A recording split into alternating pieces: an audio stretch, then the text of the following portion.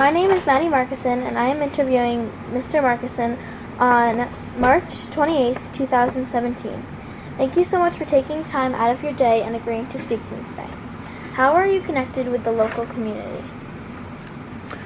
Well, I live with my family just outside of the village of Cooperstown. I work at the Baseball Hall of Fame in Cooperstown, and I also do ghost tours that walk through the village. So those really are the three ways that I'm connected to Cooperstown.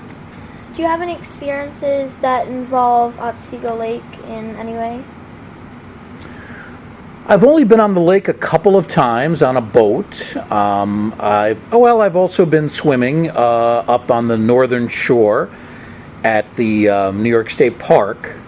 But probably my greatest connection to Otsego Lake is through the ghost tour that I offer from April through October. Our final stop on the tour, we go down to the southern edge of the lake near Council Rock. We talk about the lake, the haunted lake, and we also talk about Hyde Hall, which is up on the northeastern shore. So that's kind of my connection to Lake Otsego. And do you do any ghost tours with Hyde Hall? I have never really done where I've never really led a ghost tour of Hyde Hall, although I have been on a couple of their ghost tours at night, which are a lot of fun.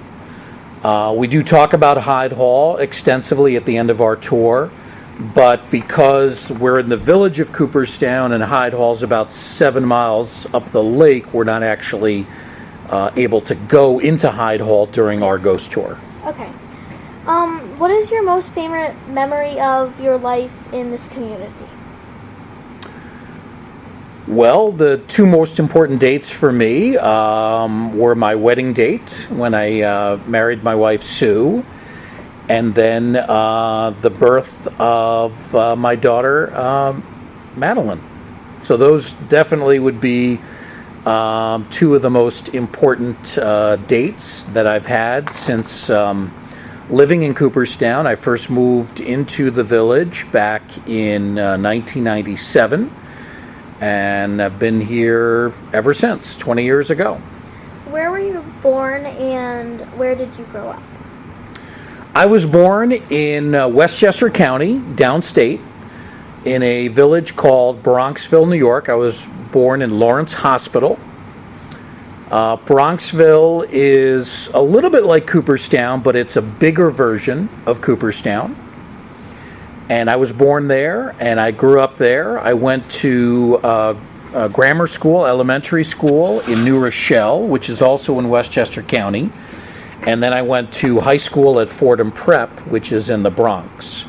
But I lived, obviously, with my family, with my parents and my sister, from the time that I was born up until when I graduated college in 1987. Why did you move to Cooperstown? Well, I really wanted to work at the Baseball Hall of Fame. I had been working as a sports talk show host in Utica. But baseball, more than all the other sports, is the one that I really love. And I wanted to work at the Baseball Hall of Fame. That was kind of my dream for a while.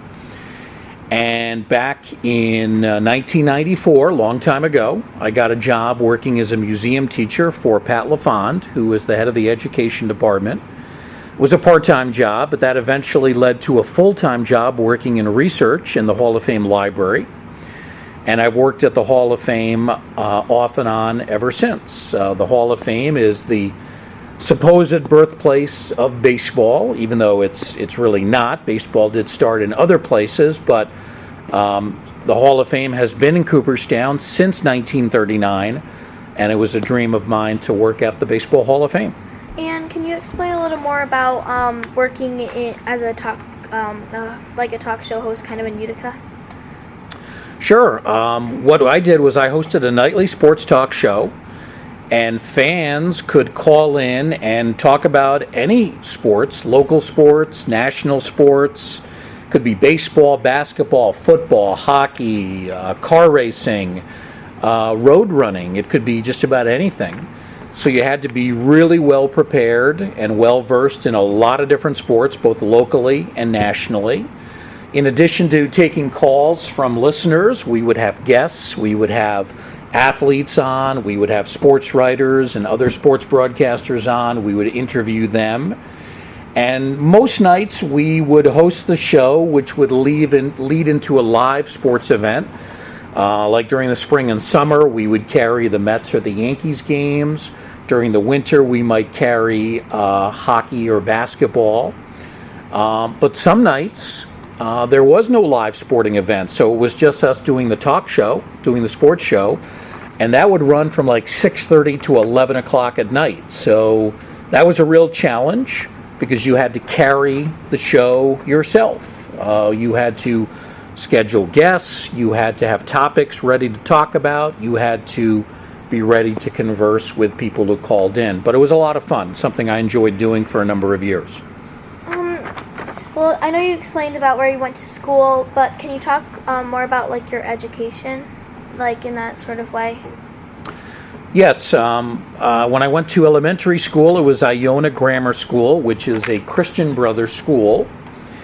And a Christian Brothers school was interesting because most of the teachers were members of the Christian Brothers, and part of their goal is to educate youngsters. It was an all-boys school, and we actually had to wear a uniform. We had to wear gray pants with a maroon and yellow, either a sweater or a jacket.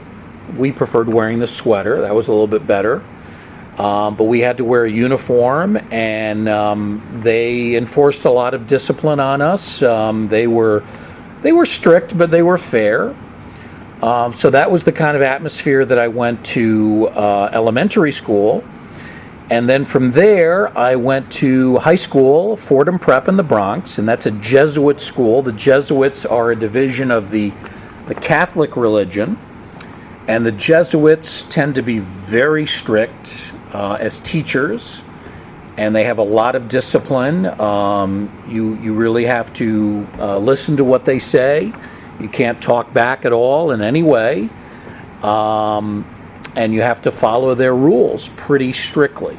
So that was the kind of education that I had. They're both really good academic schools, and they're both religion-based schools. So they did teach religious classes as part of the curriculum.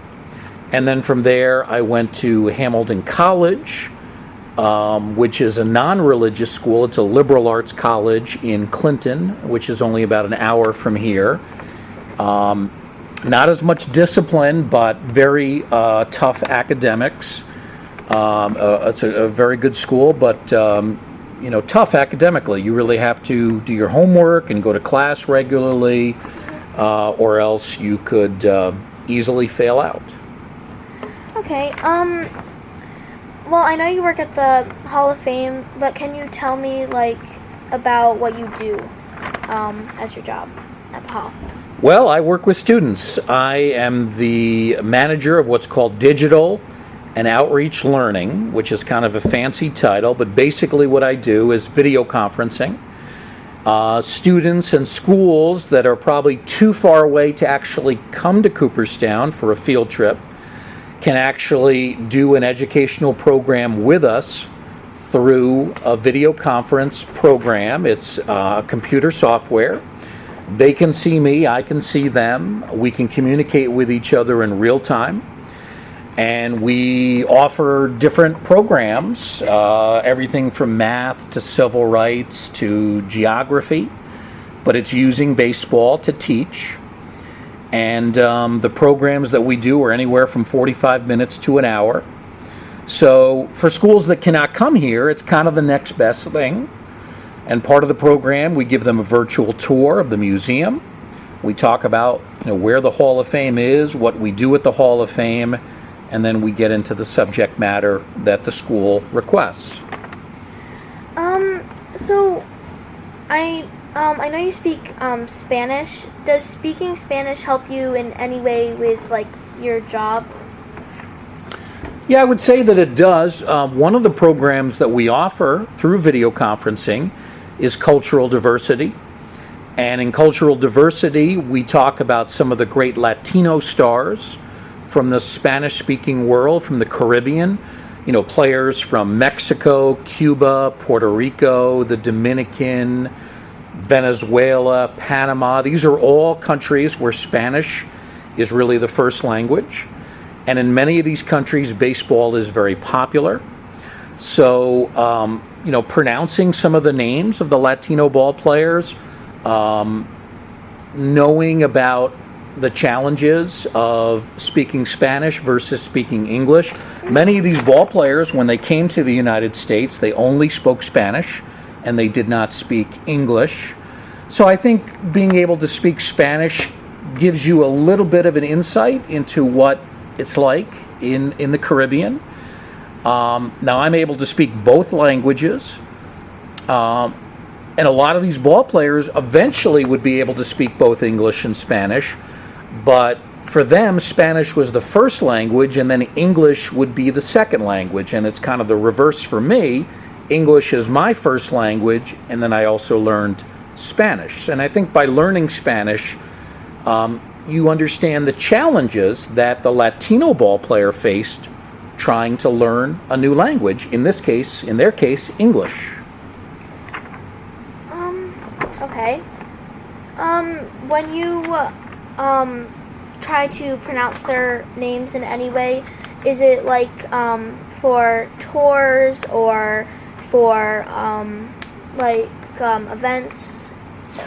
Yeah, sometimes we do. Sometimes I'm asked to help out with school groups that visit the Hall of Fame, and I'm asked to do tours. And so certainly being able to pronounce the names of the Spanish ball players, the Latino ball players, is helpful. There have been a few times in the past when I have been asked to do a program in Spanish. In fact, many years ago, the family of the late Roberto Clemente, the Hall of Fame outfielder, visited Cooperstown, and I was asked to do a program in Spanish, which was challenging. But I think the family appreciated the effort that I put into it. So I think my ability to speak Spanish, I'm only one of probably 2 or 3 people on the current Hall of Fame staff that, you know, speak Spanish pretty fluently. So when we have Spanish-speaking visitors, it really comes in handy. And what do you do for entertainment, or what do you like to do in Cooperstown? Like away from work? Yeah.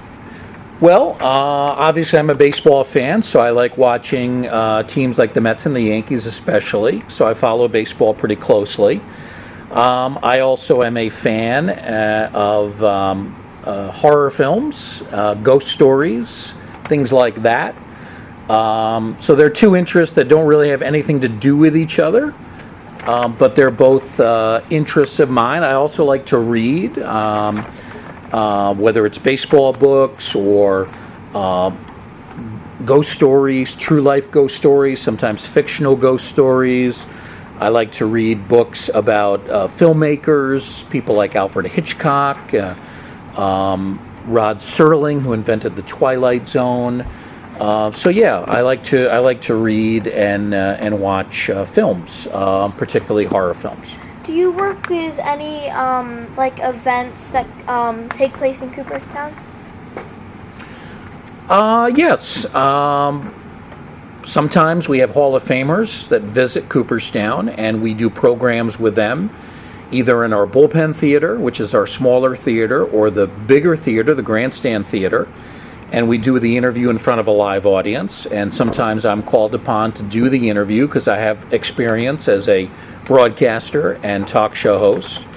And I've also done events at the Cooperstown Village Library. I've been asked to do that. I've been asked to speak at the Criterion Club. I've been asked to speak at Cooperstown Rotary.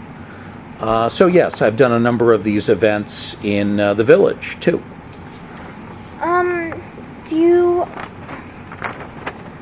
Why are you interested in ghosts? Well, for me, it actually got started many years ago. My parents bought for me two books that had the name of Alfred Hitchcock, the great director, attached to them. One of them was Alfred Hitchcock's Haunted Houseful. The other was Hitchcock's Ghostly Gallery. And these were compilations of short ghost stories for young adults, for children. And I loved those books, and I read them cover to cover, and that got me interested in learning more about ghosts. And then after I moved to Cooperstown, I got the idea for actually doing a ghost tour. The idea actually started when I went on a family vacation to Gettysburg, and this was over 10 years ago. And we took a ghost tour when we were in Gettysburg. And I was looking for things to do, because I had actually, at that point, I had left the Hall of Fame. I was looking for a different kind of job. And while taking the Gettysburg ghost tour, it just popped into my head, why don't I try doing a ghost tour in Cooperstown? Now, at that point, I had no idea if there were any ghost stories in the town. I'd never looked into it. But after I got home, I did research at the village library. I went to the library at the New York State Historical Association. I started looking in some of the books there, and I found that there were many, many ghost stories associated with Cooperstown. And that became the basis for the ghost tour. I like ghosts for a couple of reasons. I mean, I've always been kind of into Halloween and dressing up and, you know, decorating the house and that kind of thing. But also, I think ghost tours, ghost stories, are a way to learn about history, local history. And a lot of the ghost stories that we do in our ghost tour are tied into the Cooper family. The Cooper family is very important in the history of Cooperstown, so it's a great way to learn about the history of our village. Can you explain a little bit more about your ghost tours? Sure. We have about 6 stops along our ghost tour. We go to the Baseball Hall of Fame. We talk about some of the ghosts that are said to haunt the museum. We go to the Christ Episcopal Church graveyard, which is where many of the famous members of the Cooper family are buried. The graveyard is supposed to be haunted at night, at midnight, by the servants and slaves of the Cooper family. We visit several houses on River Street, which is believed to be the most haunted street in all of Cooperstown. Byberry Cottage, which was a house originally built for 2 of James Fenimore Cooper's daughters, is said to be haunted by members of the Cooper family. Also, Greencrest, which is a beautiful house across from Byberry Cottage. Greencrest is said to be haunted by the ghost of Jenny Cooper Worthington. She was a niece of James Fenimore Cooper. She was married to an ambassador, John Worthington. She actually died before that house was built, but it is said that her spirit haunts that house. And then there's another house on River Street, which is called Pomeroy Place. And that is said to be haunted by the ghost of Anne Cooper Pomeroy. She was a daughter of William Cooper, the man who founded our village. And that house is said to be quite haunted too. We then go down to Lake Otsego. We talk about the lake, which was once called the Haunted Lake. We also talk about the hauntings of Hyde Hall. So those are the stops that we have along the tour, and that's kind of a quick summary. We mix in a lot of the history of the village, you know, how it was founded in 1786 by William Cooper, how James Fenimore Cooper promoted the village through his books. He wrote about the lake, he wrote about Cooperstown, but the ghost stories tie in very well with the Cooper family and also with the British Clark family of Hyde Hall. Do you have any experiences with ghosts ever when you're on your tour, like near the lake? I myself have not really had experiences, but we've had people that have come on our tour that have claimed to take pictures of ghosts. They have claimed a couple of times we've had people claim to see ghosts in the cemetery at Christ Church.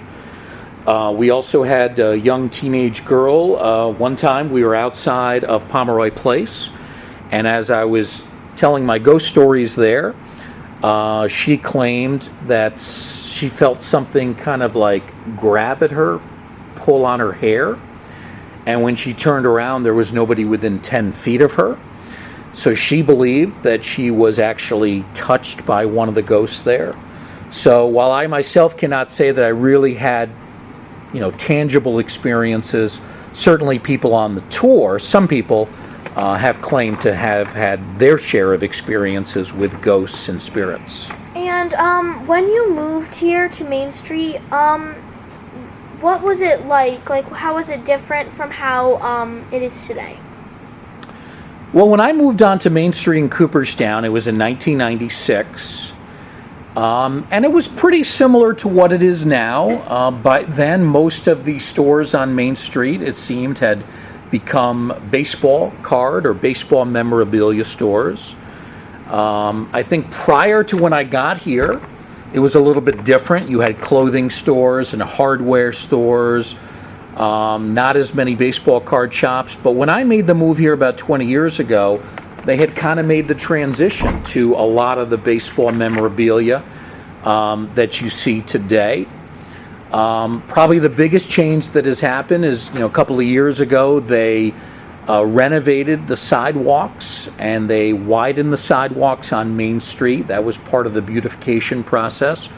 But for the most part, Main Street in Cooperstown today is very similar to the way it was when I moved here back in 1996. It hasn't changed that much in 21 years. And as we are coming down to the end of our time, I just have about 2 more questions. Okay. What words of wisdom or advice would you give to anyone in the town? About the village, you mean, or? Really just about anything, young people or any experiences or anything that you might have or something or anything like that. I would encourage young people to learn about the history of this village that they go to school in. Some of them live in the village, learn about the history. I think it's very interesting. It's a fascinating history. Lots of important people have lived here over the years. I think it's good to learn about the roots of this town, the people that came before us. So I think that's definitely a good thing for them to do. I think it's also good for youngsters to appreciate the village that we have. It's a beautiful village in many ways. It's clean. It's generally pretty safe. So I think appreciating the village and the town and what we have here. Going to the museums. Don't take them for granted. Go to the Hall of Fame. Go to the Fenimore. Go to the Farmers Museum. These are great museums where you can learn, where you can have fun at the same time. So, don't take them for granted. Don't let time slip away. Make sure you go to these museums and see the things that they have to offer. And is there anything else you would like us to know about you or about this community? Well, if people want to learn more about our ghost tours, we have a page on Facebook, Cooperstown Candlelight Ghost Tours. And we have some photographs of some of the different houses that you can go to, photographs of the lake as well. So I would encourage people to do that. And, of course, people can visit me at the Hall of Fame as well and can come by and see what it is we do in our education department. The Hall of Fame is just a short walk from here. It's not far away. So don't be a stranger and, come visit us at the education department too. I just want to thank you for coming and taking your time to be with us today. just have a great rest of your day. All right. Well, thank you. I appreciate the opportunity to talk about what I do and to talk about the village of Cooperstown.